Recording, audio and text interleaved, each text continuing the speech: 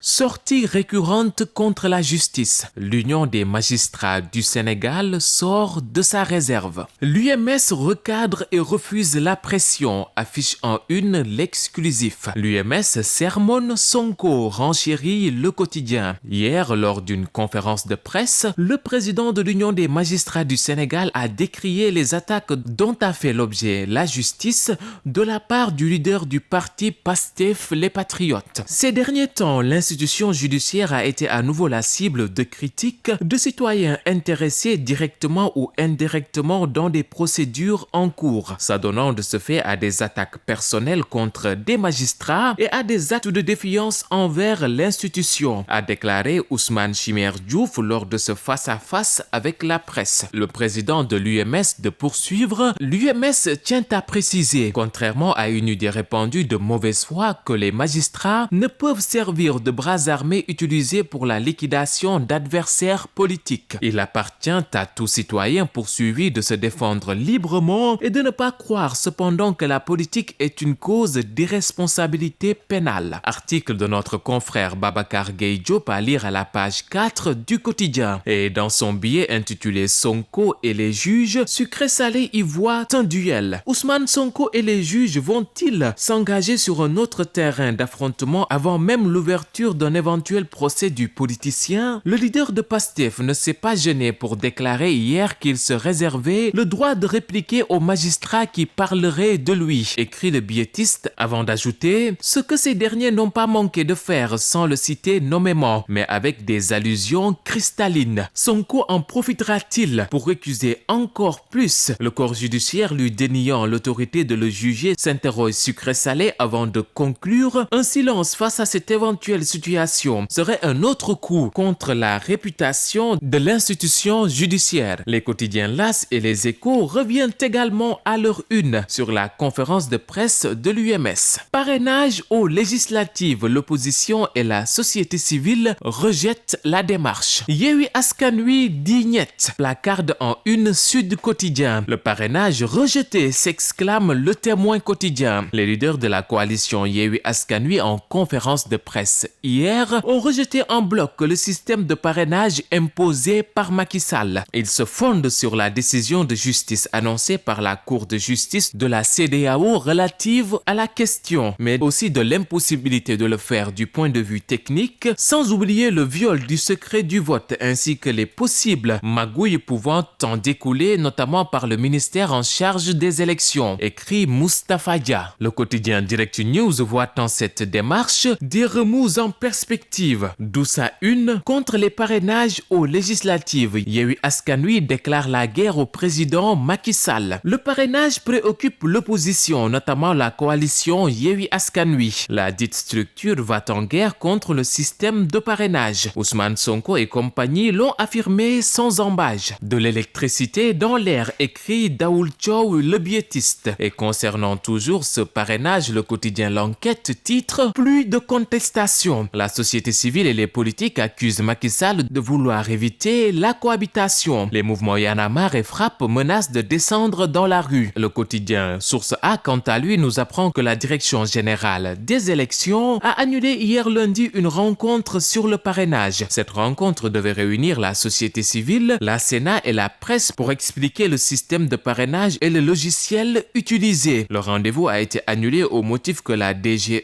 a omis de transmettre les invitations à certains parmi les concernés. Thiendella Fall et ses services vont convoquer une autre réunion en prenant le soin, cette fois, de saisir officiellement les différents acteurs. Objectif pour la DGE, éviter toute suspicion de la part des observateurs de la scène politique, notamment les reproches qui ont été faits au Conseil constitutionnel lors de la présidentielle de 2019, nous rapporte Omar Ndiaye.